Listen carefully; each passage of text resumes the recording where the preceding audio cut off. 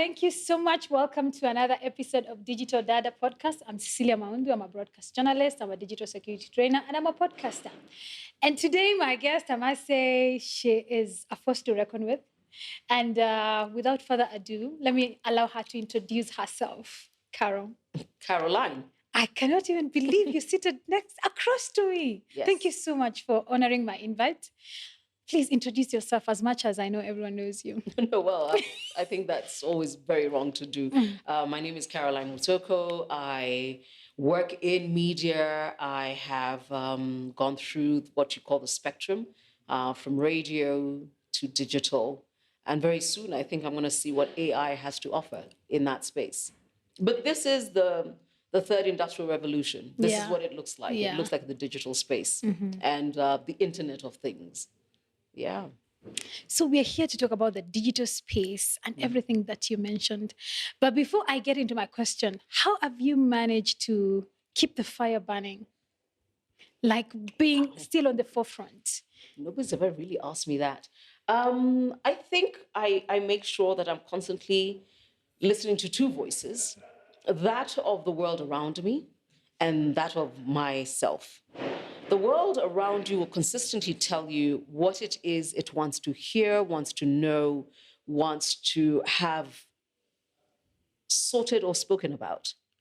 And I believe, like in anything else, when you find a need and you meet that need, then you serve a purpose. So that's purpose number one. Number two, your inner voice, if you bother to take time to listen to it, will also be telling you where you should be going. There are things you will do and you'll feel like, you're carrying 3 water tanks uphill. It's a struggle. And then there are things you do where you get into a rhythm and a flow and it comes naturally to you. And I think a lot more of us have to learn to listen to that. And I guess, to answer your question, I hope I am, is that when it comes to staying on top of my game, because I really don't play in anybody else's space, it's listening to those voices, those two voices. What is the world around me saying? And what does my inner voice say in response to what the world around me says? Yes. I guess what I'm hearing you say is you also have to take time to listen to yourself, which is something that I still feel it's new, especially in the culture that we've been raised in, Oh. Yes, because I have never looked at it that way. Like when you are talking, I'm like, oh, I haven't even taken time to listen to what my inner voice is saying. So I think after this, I have some homework to do, like create time to listen to my inner voice. But it's not for everybody. Listening to yourself sometimes can be the most frightening thing you'll ever do. Because it's easy to get caught up in the noise around us. And the noise around us is every time we're scrolling through our phones, we are listening to what everybody else says they're doing, because, we have a great line in Kenya, watu squeezy wana.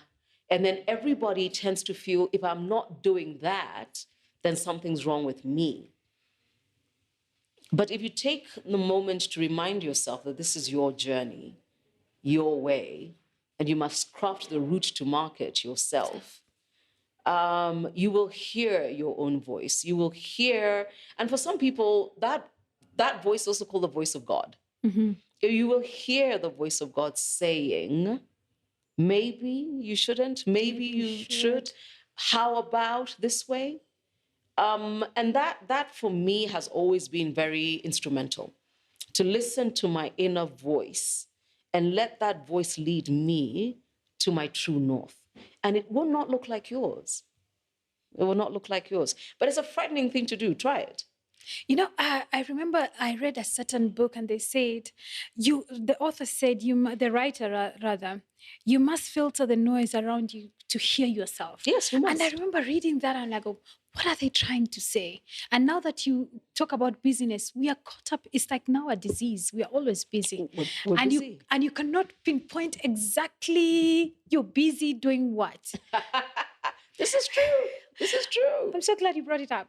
So now, to my first question. The digital platform, which I must say, it's a very exciting platform. Sometimes I wonder, how are we surviving without it? I'm from that category. Oh, wow. It has given women an avenue for economic empowerment. It has given us like an equal playing field. I just want to hear your thoughts on that. Wow. The digital space, and I will speak to it from a business standpoint and then a person standpoint. It has democratized three areas. It has democratized content creation, which is something, and the content of media. Okay, that's a space that was completely and absolutely owned by marketing and digital and what you'd call agencies. Exactly. If you were not Andrew White, what business did you have putting together content for a brand? So, there's been a true democratization of content creation for marketing purposes. There has been a democratization of content creation for information purposes. And that is beyond news. Information in any form is now available to you, and that is usually done with a person holding their phone horizontally on a TikTok video. And they tell you, if you've got a cold, this is how you use, I don't know, honey and an onion, and it works. Or this is what you need to do to create, great skin. This is what you need to do if you think that somebody might be on the verge of diabetes. So there's been that democratization of information and knowledge. And then there's been the true democratization of business. You literally can start a business. You don't have a true shop front. What you have is a product or a service. And once again, with your phone, not with 3 cameras, not with a crane, none of that. Nothing, yeah. You can literally tell people this is how it works. When I think at how often I have found a service, something I wanted, because I looked at the Insta stories of Mama Olive on IG, and I was like, oh, that's available. I did not know. I mean, I think she uses her cell phone, unless she tells me otherwise. I don't think she has a proper Canon camera with, no, literally at the end of the day, that's what it is. And that space, by and large,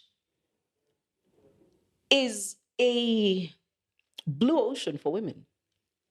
In a world where they never used to think that I too can have an opinion. I too have something to say.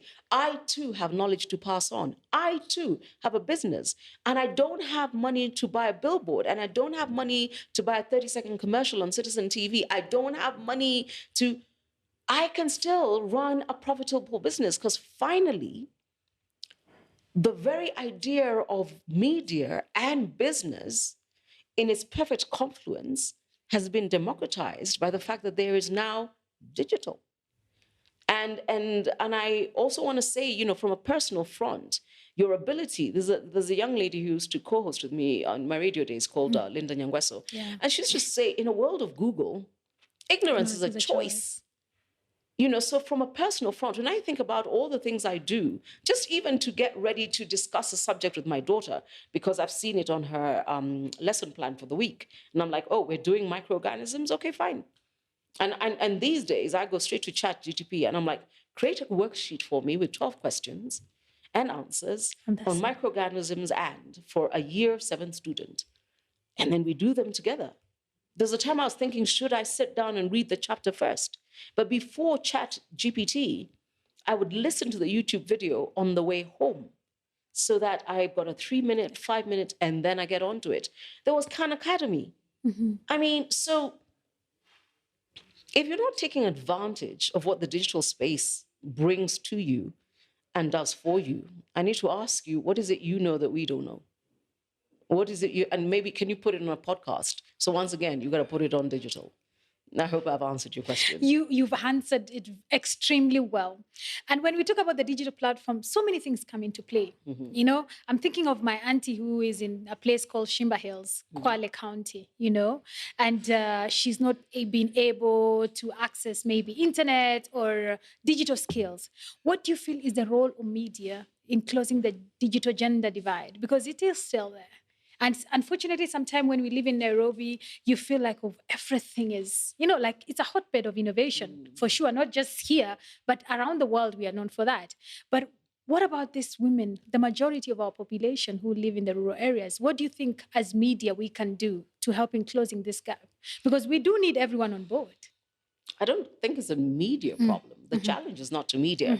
Let me answer your question by giving you a story, and it's a personal one. a couple of years ago, I was working with a reproductive NGO, and it was in PSI. I'll remember who they are. And they were telling me about their call center. They had a toll-free helpline. And while we were talking through the modalities of what are some of the things that young people get to call in about, they shared their data with me. And they said, oh, and by the way, about 80% of our callers are male. And I said, well, that doesn't make sense. Because in the demographic about 17 to about 23, the people who have the most questions about reproductive health are young women. I mean, they're the ones who are constantly still dealing with the myths they give each other. Oh, you can't get pregnant if you have sex for the first time. If you do it standing up, you don't get pregnant. If you take a shower afterwards, it's usually young women. Yeah. And they told me, actually, you're right, but that's not who has access to technology. Now, to your question, did you know that when a girl, and now I'm going to talk about the rural woman, as you call her, when a young girl at the end of this year, 2023, finishes high school and she leaves, let me say Bishop Gatimo, because I know I donated a water tank to that school ages ago. If she does not own a cell phone, she's instantly disconnected from her network. Exactly. Okay? Not only is she disconnected from every person she spent the last 4 years with, she's also disconnected from the world. Did you know that if her and her 17-year-old brother are to get a cell phone, the family will still give the cell phone to her brother? It will not be to her. Even if her brother is 16 and she's 18. All right? Now, there's a bigger problem there, but just to go right to what you're saying, there are women in rural Kenya who do not have access. They don't even have access to the technology so that digital can be a reality to them. Without the device, you can't have access. Okay? Yes. And it's because there's this Kasumbarized notion that our daughters should not be able to get these things because we have refused to accept that a digital device and a non-feature phone is actually a life item, okay? It's not a luxury. The year is 2023, okay? Yes. And if you look at what Safaricom has been doing, and I'm sorry to use a brand name on your podcast. No, it's okay. But what they did, and I think I was part of this campaign in 2020, was to try and get real proper smartphones, okay, into the hands of the majority of the population, the other 50%, by giving you a chance to own that phone by paying for it daily. And that's where the so-called equity starts. I have to give you access to the device. This is not a media conversation. Yes. Okay? And then your mom and your dad, as a 17-year-old girl, as an 18-year-old girl, must be willing to make that investment for you. Okay? Yes. But you must remember, when I had this conversation and I was told this, I was flabbergasted.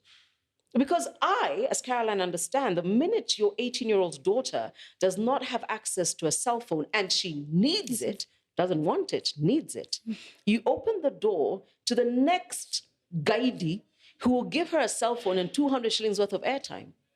And from that moment, you open your daughter's world into nonsense.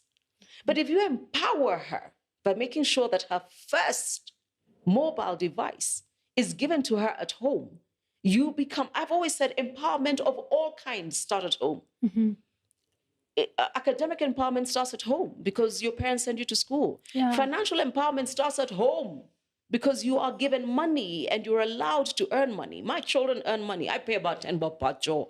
And everybody's like, but you're cheap. I'm like, I feed them, I clothe them, really.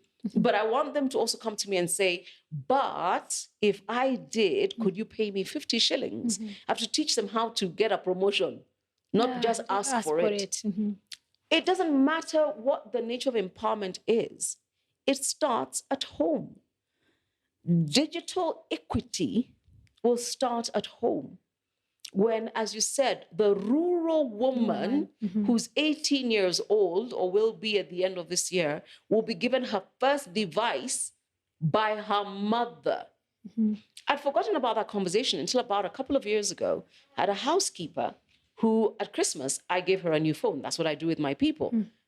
Did you notice I do? My housekeepers, my nannies, those people, I give them good devices. They have access to the internet in my house. Yes. Okay? And I saw her with her old phone again. I said, is there something wrong? And she said, apana, hiyo mpya nipatia kijanangu. I said, look, kijanangu anafanya kazi. And then I asked her, Helen, how old is your daughter? She told me her daughter was 19. This is the one, because I also pay school fees. I said, this is the one who you told me is doing early child development. Yes. Why would you give your working son a phone and your 19-year-old daughter in college? You leave her to the whims, and I will call them this. Agaidi wako hapa Nairobi wataanza kumsumbua hapa wanamnulia simu ndio amharibie maisha. So before we get into how do we ensure that, no, can we equip them? Can we ensure that the very way we go to town to ensure that we send girls to school, we ensure that we equip them with sanitary towels, we equip them with books, can we ensure that if they are going to be part of this digital democratization and the conversation about digital equity, I think the phrase is digital. Digital, yes. Digital. Can we equip them? I know somebody somewhere is probably thinking, but a cell phone is a luxury. No, it isn't. And nobody's asking you to buy anybody an iPhone. Is there 14 or Yes, I'm 14. sorry, I'm completely, not part of that conversation. Yeah. But nobody's asking for that. But I want you to go back and think about why. Beyond the business, Safaricom felt it is important that you can have access not to a feature phone. And remember, they were also the first ones to give people kabambes. Yes. Because everybody needed to have access to communication.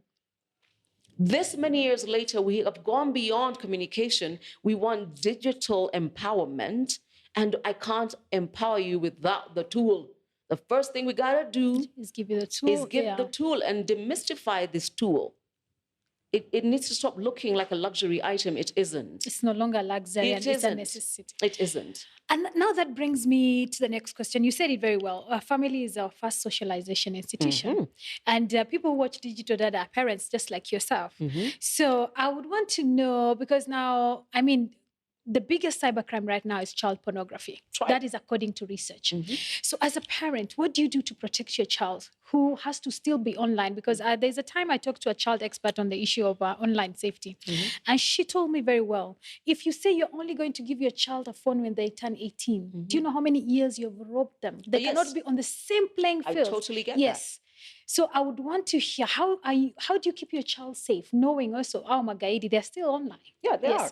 I think, so you must remember you're also talking about two very different socioeconomic spaces. As I told you, the conversation of please be the first one to give your daughter a cell phone.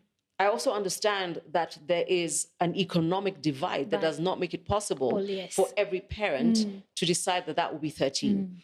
My daughter knows that right now, the first time she'll get her own is either 13 or 14. We have certain parameters we have signed up that must be met. But has she had access to digital equipment from, I don't know, the time she was 1? Yes, because I had to demystify the thing. But also for me, while she's still on my devices, because everything she has is mine. The tablet you see her using, the laptop, everything, I have access to it, okay? It's because I get to know where she is going.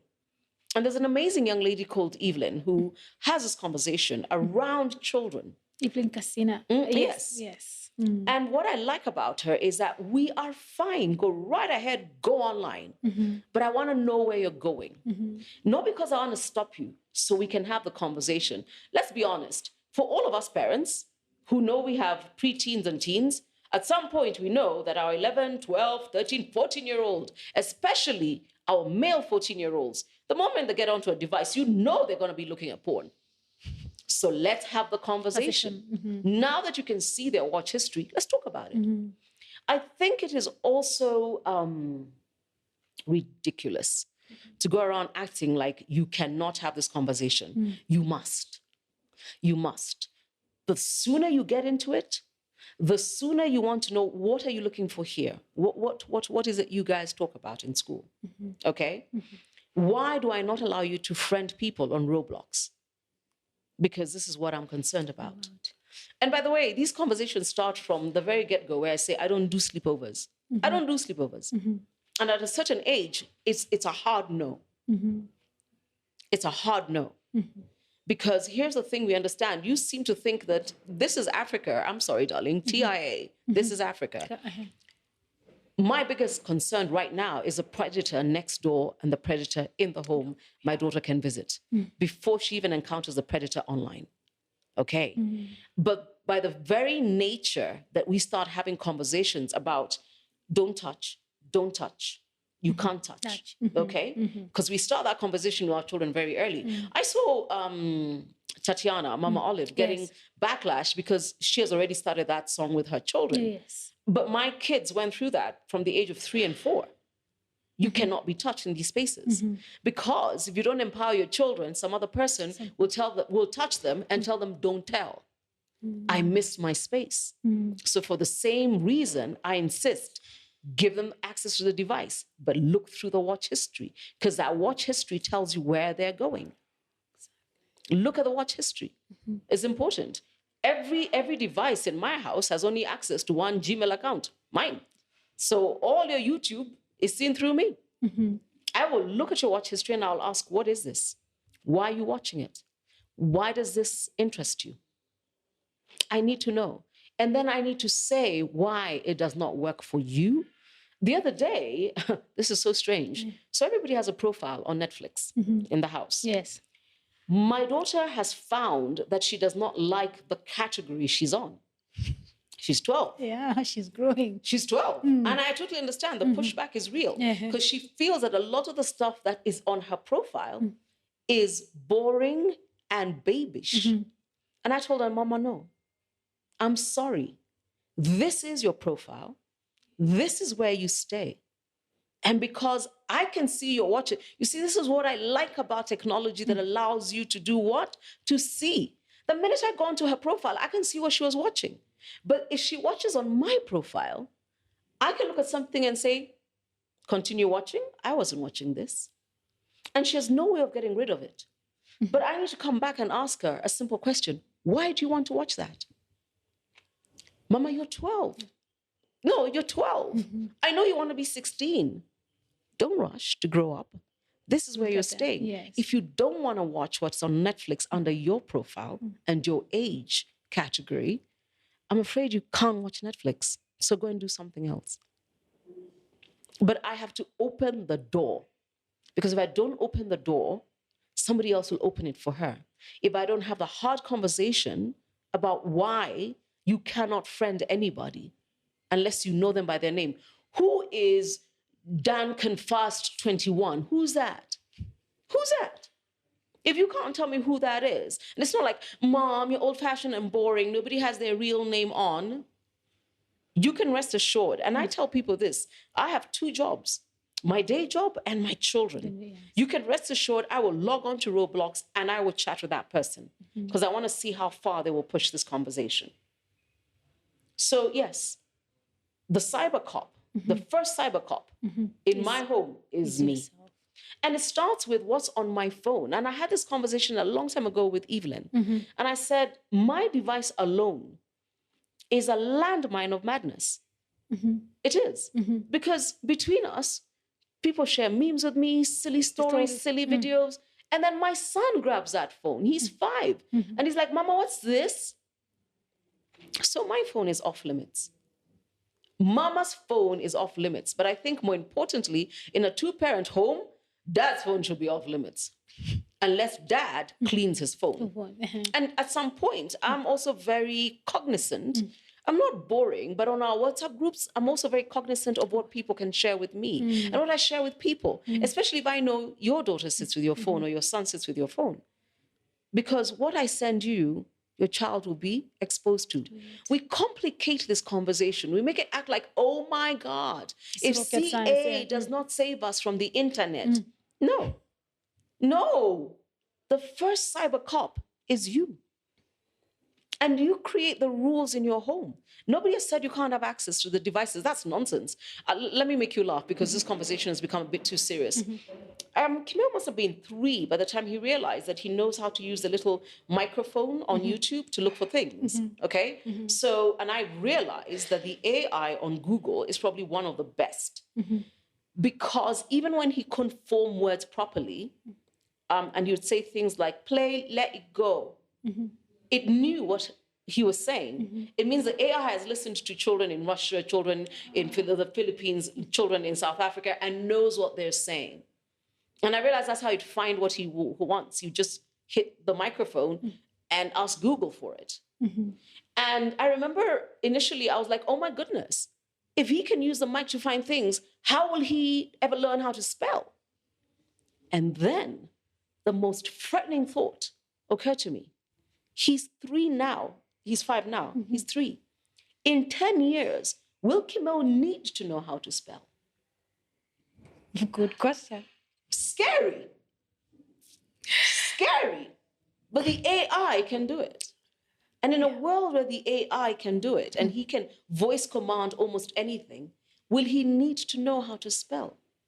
And it was a very sobering moment for me. I didn't say anything else, but I wanted to disable that microphone because I'm like, I need you to be able to get to a place where you will type in what it is you're looking for. But that's where we are. But like everything else, and this is my mantra, every form of empowerment, including digital, will start at home. And I keep telling women, and I'll say this to all parents, you know the way we like to say, it's not cute. Stop it. It's not cute.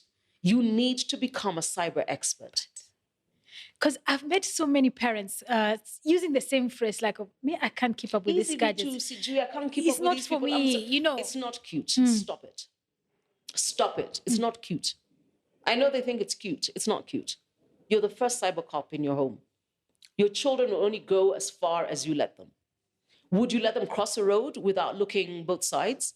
Would you let your 2-year-old stagger across a highway? Why are you acting like they can do it just because you feel that the internet is beyond you? No, it's not cute. Stop it. And you know, brings me to another angle. I've also met people who tell you technology is not for me. I just do what is necessary and I'm out of it. And these are young people who are actually regarded as young by the Constitution, unlike some of us who are young at heart. So with such women, what advice would you be now that we are actually celebrating digital? Number 1, get over yourself. Number 2, stop it. And if you're going to think it, don't say it loudly. It's embarrassing. It's embarrassing. It's embarrassing because you're the same person who knows how to order a car on Uber. You know how to order food. And for some reason, you don't believe that technology, for any reason, has nothing to do with you or your job or what you're doing. Are you for real? Could you let us know when you're trying to get off the planet? We would like to wave you off.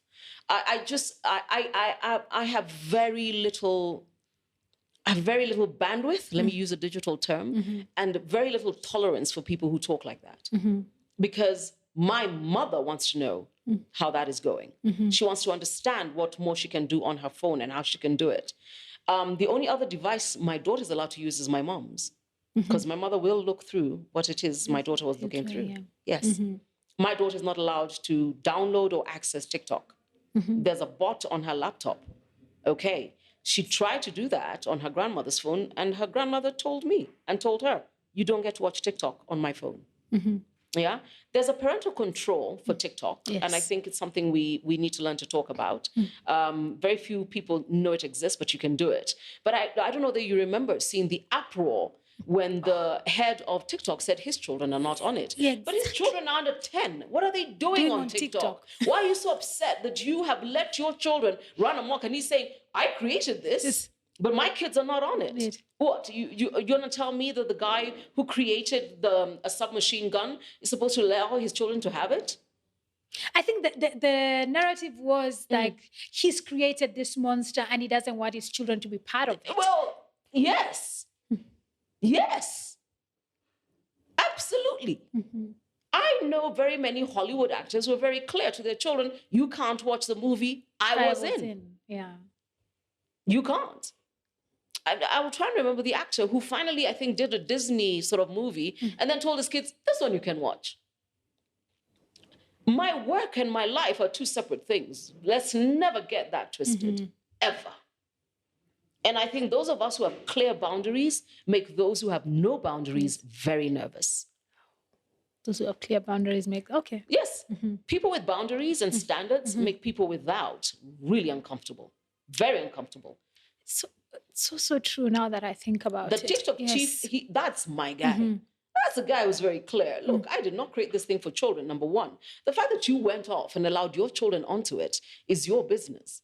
My children do not have TikTok accounts, and they're not allowed. They're under 10. I remember when, finally the story came out. I think his kids are 4 and 6. What are they doing on TikTok? There is no content for them on TikTok. Their kids are probably watching Vlad and Nikki on YouTube. Yes. No, absolutely not. Now we move to another conversation. Like the internet I always say it's a blank check. It's just how much you decide to pay yourself. And I feel like it has made life so easy. But at the same time, it has come with so many evils, hacking, cybercrime, and cyber violence. And most of the victims of online harassment are women, especially women with voices like yourself, and the aim of these people is to humiliate these women, to shame these women. And I'm not saying men don't go through online violence, they do. But when it comes to women, it's gendered and sexist. As a person who has been through cyber violence multiple times, what is your advice? Let me go back to the fact that this is not new. Women, every time we step into a space that other people feel we should not be in, everything is done to try and get us out. Exactly. Okay, let's go back 25, 30 years. The very idea that you wanted to be able to have a bank account, even the bank manager said, umekuja na. And then Mary Okello tells a beautiful story about the first time she gave a woman a loan. How dare you? Okay? And that woman was probably vilified. Fast forward, women in politics. Ask Martha Karua, ask Charity Ngilu, ask Wangare Maathai. Having a voice even in those days without a digital platform is like, why are you in this space? You will be called names so you can run away and leave this space for us. Okay? Yes. That's politics working. You're allowed to work, but do a cute job. Okay? And even now, almost 3 decades since the Beijing conference. Remember the women who went to Beijing? Yeah, I mean, the name calling. Because they went to a place where they had a conversation about how about us. That's all they did. They were not just vilified by men, but by women as well. Let's come to work. Okay, you can work. But you can't become management, and you can't earn a lot. And that was a conversation for the longest time. I mean, today, if you go on Google, it will be there. Do not date a career woman. Do not marry a career woman. Career women can't. So I don't know why you're going all the way to cyber. The madness is still in the trees here. It's in the grass, in the workspace, in the political space, in the advocacy arena. We're constantly being told, go and sit in the corner and shush. Actually, if you can sit in the corner and cook while you're at it, that would be really nice. But don't come out here. A woman writes a book. I mean, I remember for the longest time, and I don't know whether people are aware of this, Sidney Sheldon used to write under a pseudonym. Yes. But you do know Sidney Sheldon is a woman. Yes. But she wrote a few books under a pseudonym because... Yes. Because also, if maybe the pseudonym was male, the book would get better reviews, You can't write a book. I mean, talk about cars. When women started, which woman knows how to drive? My mother learned how to drive in her 30s. And even then it was an issue. My mother comes from a generation where if she's with my father, she can't drive. I still roll my eyes at my dad. I'm like, are you kidding me right now? Okay. And then the girls who were raised by the woman who took her time to either own a car. My mother's 71, and I'd love anybody to just comment on this podcast and let me know whether your mother, my mother's 71, if your mother can drive. and whether she's ever bought her own car. But then the offspring of those women were us, who were told, usinunue gari hauta. Olewa. Hey, I love the fact that you finished that sentence. Usinunue gari, usinunue nyumba. Utapata wapi bwana? Utapata wapi bwana. So I don't know why you think this is a digital conversation. The mudslinging and the bullying so that you don't do is in every space we walk into. Even real estate. Women don't say, nisi tumejenga zile flats pale. Tunasema, if we are good, we always say, uliza mzee. So I have never looked at the noise, and it's noise from, it's not new. It's not new, Cecilia, I'm sorry. And I think we need to look at it in its totality. I mean, you're in a dress, I'm in pants. I love, once in a while being comfortable. I'm a dress girl, you know that from the time. But, do you know the drama? I mean, come on. Right now, you and I get into my car and we drive. First and foremost, that we will arrive in a car, na nisiwa ili tunaendesha uko shida, to the Catolone, just here. And I show up in pants. It's a problem. And you think the issue is random noise in cyberspace? No, it isn't. So clearly what they say. Yes, what I'm saying is, first and foremost, it's not new. But when you know we're doing something, the more they yell. That's when you know we are onto something. If nobody was saying anything, even we would be wondering, what's wrong? But, I mean, come on. Because it's been indoctrinated in us that whenever we do something, they must say something. Something must be said negative. I mean, you work for a television station. You do know women just could not be pregnant on TV. I remember saying this to Janet Bogwa. I told her, you have no idea how amazing it is that you and your big bump are on screen. I mean, the whole idea that you're pregnant was apparently appalling. How dare you? I don't know where children come from. How dare you? Yeah, but how dare you have a belly? How dare you? But now, because we push back, so I'm sorry, I'm not going to edify the conversation on trolls and cyberbullying by giving it more space than it needs. It's everywhere. Today, luckily, you can go into a restaurant and the girl who'll serve you is probably pregnant. And her employer has made sure that her apron is bigger and her dress is better. You will go into a building and the KK security guard or the G4 security is pregnant. And she's been true. Yes. But if we run away every time some lunatic is like, oh God, look at it. No, it doesn't work like that. We're here and we plan to stay. And then while we're at it, we plan to thrive, not survive. But for me, and I think it's very important that I honor those who feel that they have been really violated in that space. I answer your question. For me, sadly, for the trolls, I found fame before the digital space. I found fame before most of them existed. Because it's always a small, itsy-bitsy little guy. Who's got the loudest voice, and he really has to text that nasty little thing just before his data runs out, okay? So, number one, I've always known who I am. And once again, that sense of me was given to me at home. So, I remember somebody once said on Twitter, it's like she doesn't sweat. Is she made of Teflon? And it's like, yes, I got my Teflon coating at home. I am and I say this positively, I'm a very loved, very spoilt woman. I'm totally spoilt. I'm loved at home unconditionally. My parents think I am the business. In my circles, my friends love me.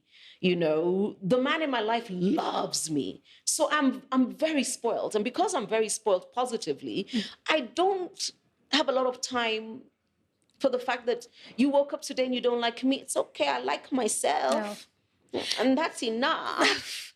I think it's because we've given this platform so much power that we must be validated by it to make us feel like, oh, wow, I must be doing something. I must be doing something. And that is something we really need to get out of, Yes. I like what you said. So now, coming to your content creation journey, I mean, like you've managed to stay relevant when, like nowadays, the shelf life of content is, Oh, it's 24 hours. I know. Thank you.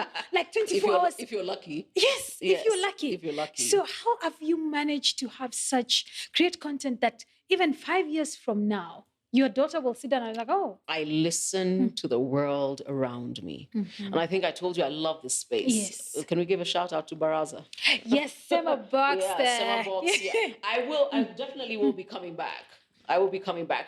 I listen to the world around me and I ask myself, what's a conversation that probably we're not having now that will be relevant 5 years from now? 5 years from now. So, and I'm not saying there's no room for the now, the hot, but there is room for that. And I've curbed my niche in that space.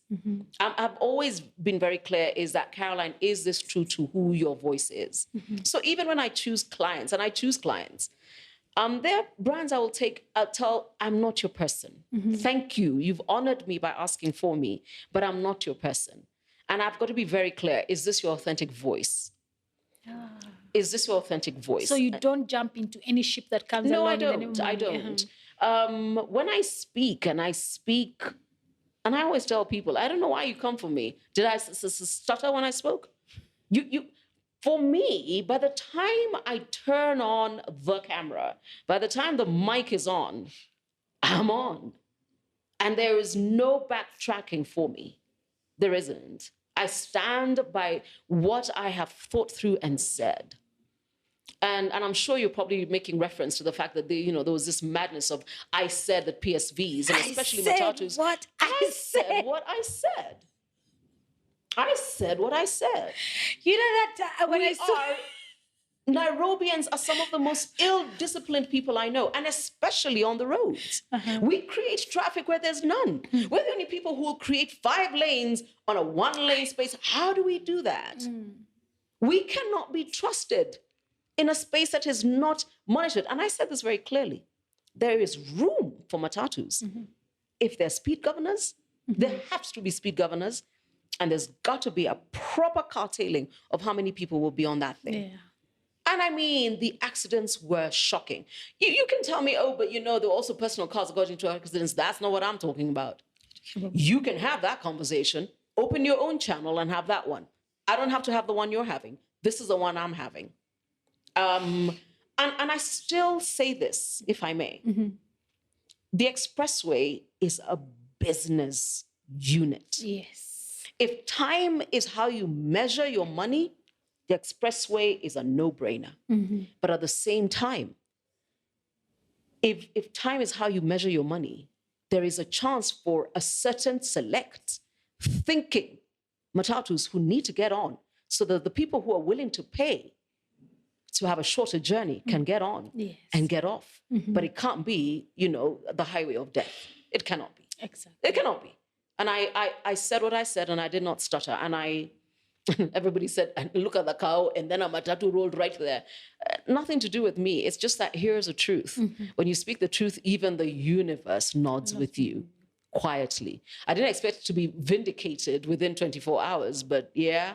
You are trending, and I said. I said what I said. I was like, do I actually look to you like a person who came here unaware of who I am? No, I'm very aware of who I am. Very ridiculously so.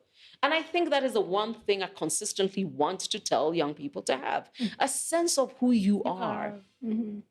A sense of who you are. I like to feel the ground beneath my feet. And once I got that, I'm good. I'm solid. By the way, you don't have to agree, but also watch your mouth. That's all. Thank you for mentioning that. Yeah. So back to content creation, show me the money, show me the money. A lot of these people, young people, they are going into content creation with the illusion of making money after a month. Yes, and some do make money after a month, but it's a journey. That's what I've come to realize personally. Yes, it is a journey. It's like any business. It's not a walk in the park. No. So I would want you to talk about that. And also, how do you fight imposter syndrome? Because I feel because of the culture that we've been raised. You know, when you're raised thinking that you're not good enough, you grow up thinking the same way. So how do you fight imposter syndrome? Because I know there are people who have brilliant ideas, but you second guess yourself. I know I do most of the time. You know, I wake up and I'm like, what am I doing with this podcast actually? What am I trying to teach people? You know, why did I think I'm good enough to even start a podcast? Why not? Yes. So I'll answer your questions backwards. The imposter syndrome. Number one, I will say this again, and I think for any person raising a child today, remember this. Everything about who they think they are will be given to them in two places, at home and in school. Yes. I'm a Loreto girl. We do not come to the world unsure of who we are. Really. Wow. And I always say this. I say you can see us. I've always, actually, it was Roy Karuize who always said he could tell who we were by the way we shaped our Ys and our Gs, because they went all the way down to the line. So every time he saw a handwriting, he's like, you must be a Loreto girl. His sister was. But I always say, you can see us. And the minute we name ourselves, everybody's like, oh, Nyinyi. And it's Gladys Cholet, it's Joaquin Dongo, it's Wangari Maathai herself, it's myself, it's Julie Gishuru, it's Deborah Maloa. We are an army. Something about the way they put us together helped us go into the world very clear that we can. And even where we stumble a little, it's okay, we get up and we keep going. And I was watching, you know, in the 2022 elections as some people try to go after Gladys. And I was like, you really don't know who you're dealing with. That she's me to the power of 10, you know? So that whole thing, I'll say again, how you talk to your children at home, who you tell them they are, and the education environment they find themselves in. In fact, let me tell you this. Gladys once told me this. It was very, very interesting the way she said it. We were at the KCB training place. We had just done a workshop, and I'd asked her to be a speaker. And then there was a lunch break, and she came during lunch so she could get on stage right after that. And I was sitting at a table with some high school girls who I think Joshua Egara had invited, and they were barely talking. And Gladys told me, they must be from a public school somewhere up country. I said, yes, why? I said, because in public school, you're taught to keep your head down, your face down, and your voice down. You do not have an opinion. Now, when you meet our kids who are in the private school system, they're critical thinkers. They will ask questions. Why? How about? Because? But you know, and it's because the school environment allows them to do that, to be critical thinkers. They're allowed to push back. It's not rudeness. And, you know, now mention it. One of my friends, I remember one time they were having a conversation. And the daughter is like, Mom, how are we having a conversation, a dialogue, while you're the only one who's talking? Then we're having a monologue. And we're like, that's so rude. No, it isn't. But now that you say it, but we grew up in that system. Because now we believe like, they have to be. And so the imposter syndrome comes from the fact that your inner light shines through and you're told, welcome to the table.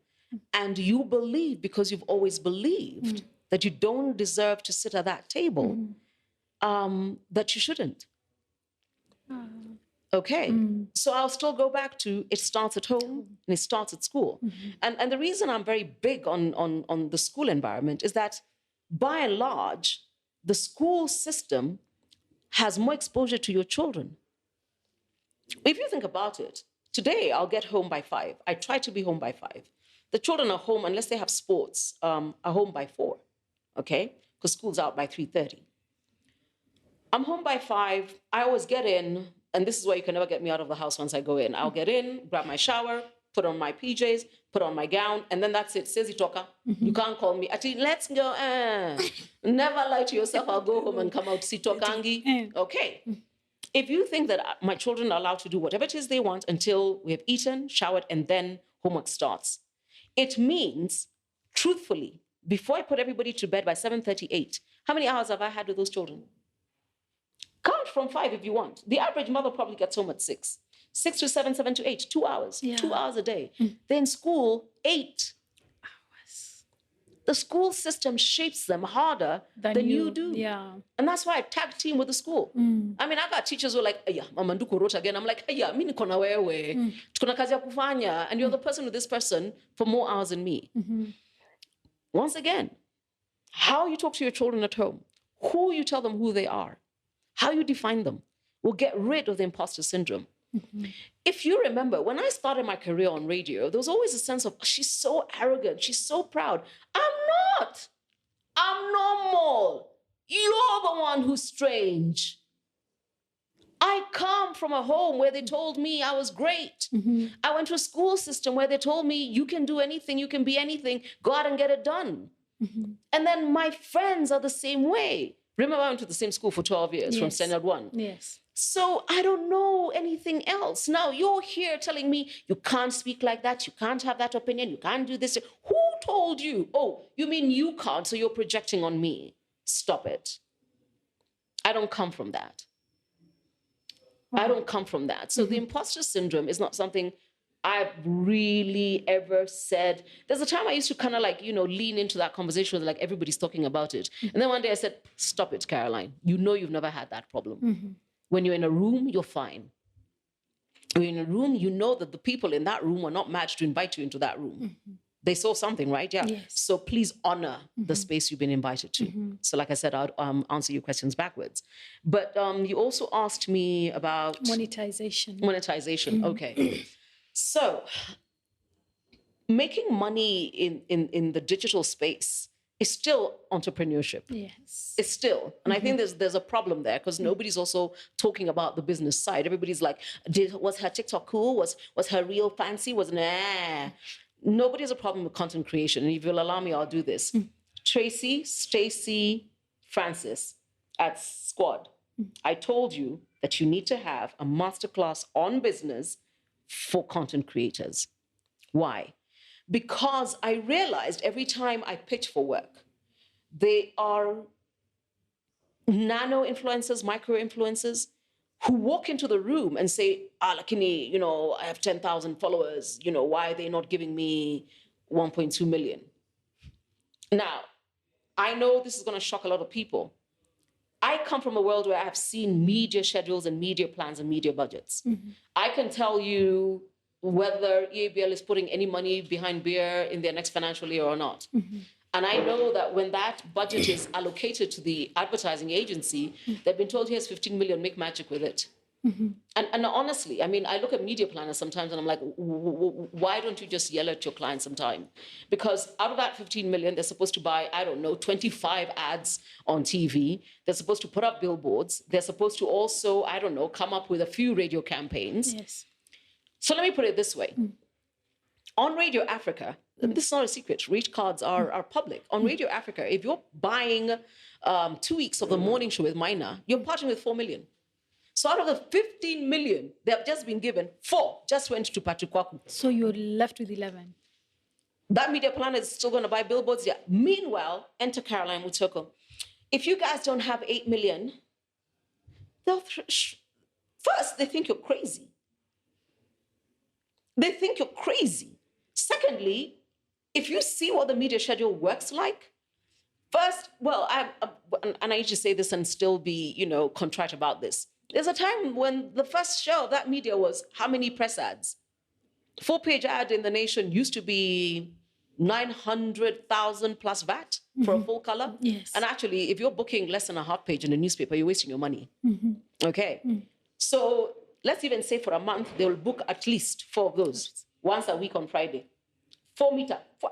Yeah. And then they've already done billboards and they've already given Radio Africa another 4 million. How much is left for digital? Billion.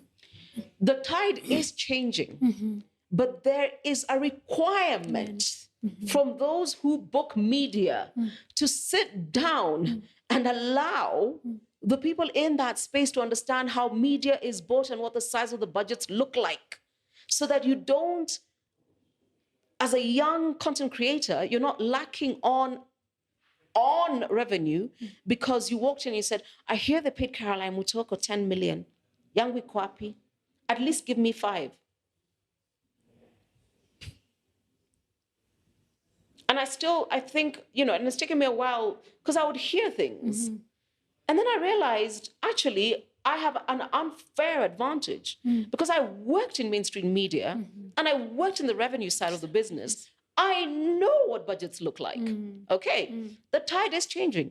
There are clients who don't have anything but digital budgets these days. Yes. Okay. But those digital budgets don't look like what budgets used to look like. Exactly. Why? Because media has been democratized, which means in a world or in a market where you have a mega influencer who goes easily for I don't know what size budget in this economy. And by the way, you also have to be very honest about the economy you operate in. You know, you're not Logan. Get over yourself. Okay? You're not Logan. You need to ask yourself, given the size of the audience and the buying power of the audience, okay, what does the media spend look like and what share of that is mine?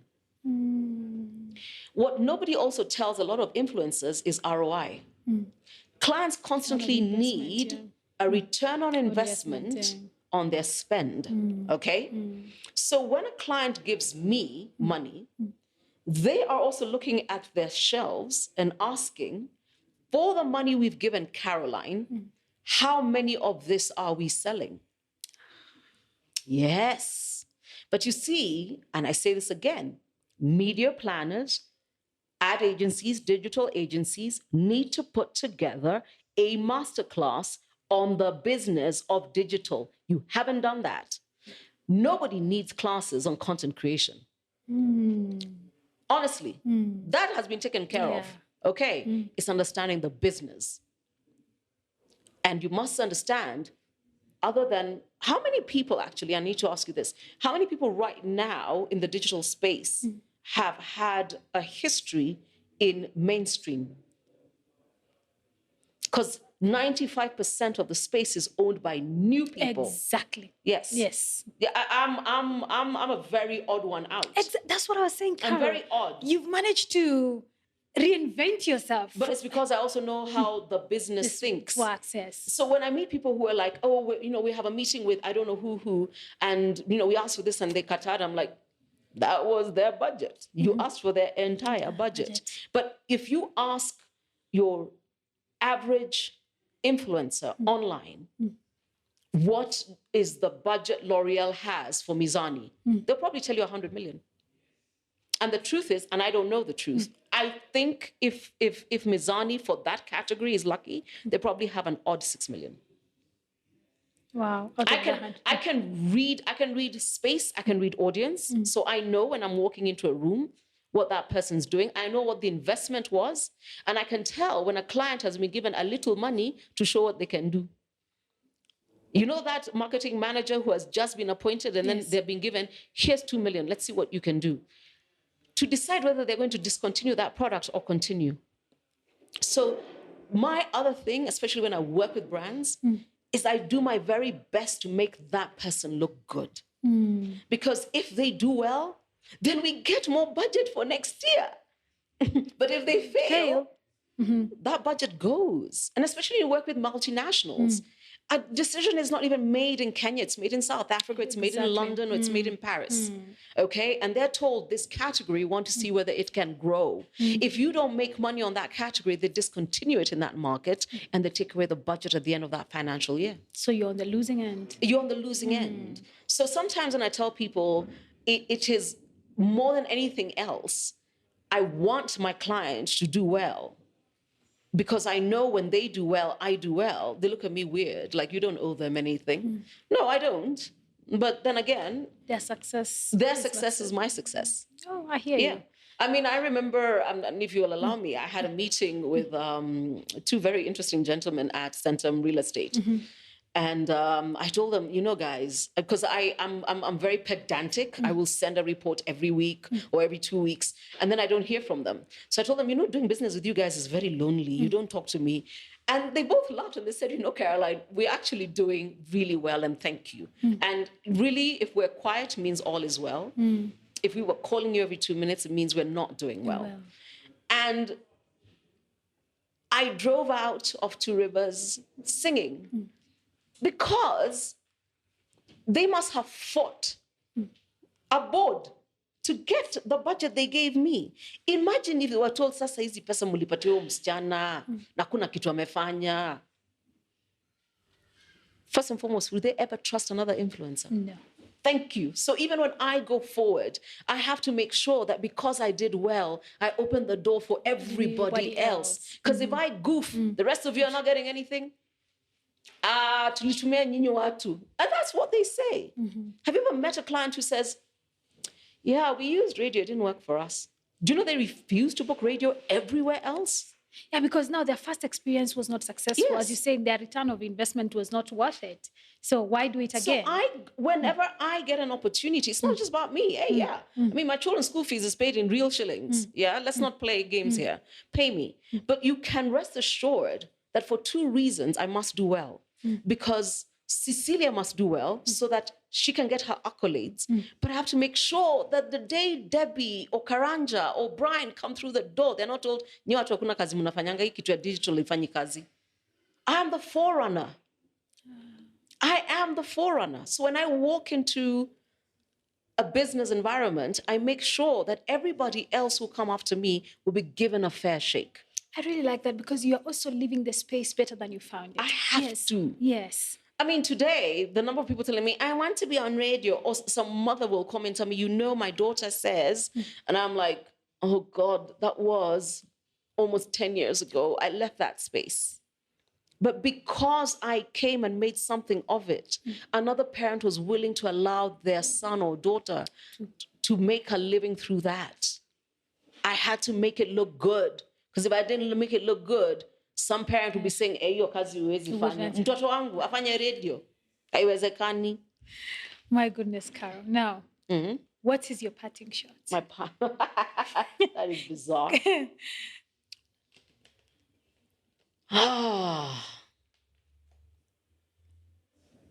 Listen to the world around you. Find time to listen to your voice.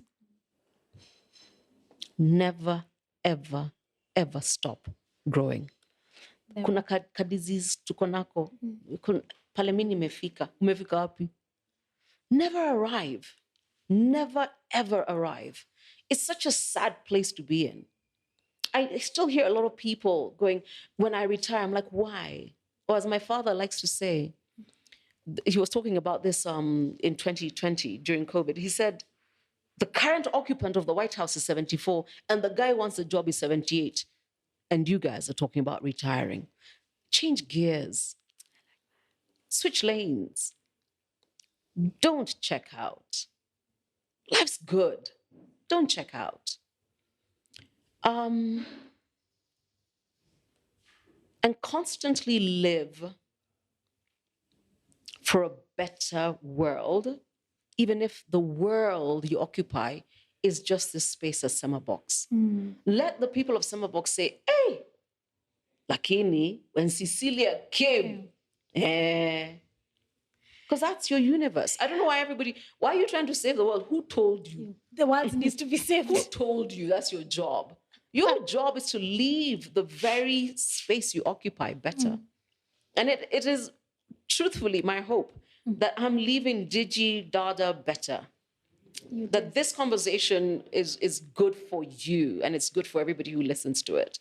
I don't do this often. I hate doing interviews. I know, and I feel like I'm the greatest beneficiary to this conversation because, you know, Carol, we've been raised in this cocoon that when you turn a certain age, that's it for you. If you had not bought a house by the time you turned 35, you know, like your good has gone, you know. Where does that come from? Carol, is how we've been raised. Like by the time who? I want to find those people and I'm going to work with the president to have them shot because they need to be. So now when you use the word reinvent yourself, if consistently. And here's the other thing, and I borrowed this from Gina Din. Cecilia, this is a relay, okay? Yes. This race we're on. Nobody's running by themselves. It's not a 100-meter dash. It's a relay, all right? You've chased me for what? About a month now? Yeah. Yeah? I came here because I'm passing on the baton. But sweetie, you got to run as fast as I am to catch up with me to get it. I'm not going to slow down, okay? Yes. So in whatever space you're in, a man, a woman, understand it's a relay. Always reach back, hand back the baton. But encourage the person who's running behind you to run as fast as you are. You can't catch. How are you going to get it? And I can't look back because that's not how relays work. But I have to trust you're going to catch up with me. I'm going to put my hand out. You're going to grab it, and then you're going to go past me. Please go past me. And this is for all the people that, when are you going back to radio? I handed on the baton. I gave it to Adele, and then I gave it to Linda Nyangweso, and I gave it to everybody else. I can't slow down. I got places to go, things to do, worlds to conquer. And, and massages to have and other stuff, So, yeah, that's about it for me. Thank you so much. All right. I don't know what to say. I mean, we've been handed over the baton. Let's make this race better than Caro has left it. Thank you so much. Thank you. Thank you, and well done.